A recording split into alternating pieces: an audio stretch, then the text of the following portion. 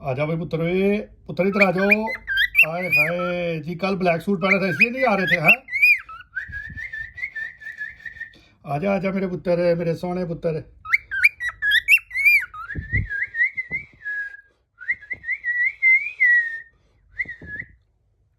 हाँ भाई मैं जाऊँ? हाँ